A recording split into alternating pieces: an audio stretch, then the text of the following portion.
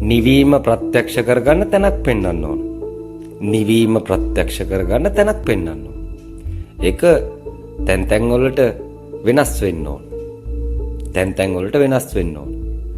හැබැයි ප්‍රත්‍යක්ෂය ස්ථාවරව පෙන්වන්න පුළුවන් කෙනා පහළ වුණයින් පස්සේ හිටපු බුදුවරුත් එකත් පස වෙන්න ඕන.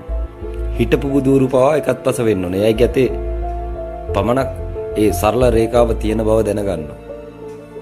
ගෞතම බුදුරජාණන් වහන්සේ නිවන් දැක්ුවේ සාක්ෂරතාවය නොතිබිච්චයට වෙන්න ඕන. සාක්ෂරතාවය නිර්මාණය කරගෙන අසකනාසයේ දිව ශරීරය මෙහෙම බලපං කියලා කියනකොට බලන්න පුළුවන් මිනිසු නිර්මාණය කරගෙන ඉන්නේ මතු බුදුන් වෙන්න ඕන. මතු බුදුන් ඇවිල්ලා තියන්නේ සරල වූ දෙයක් වෙන්න ඕන.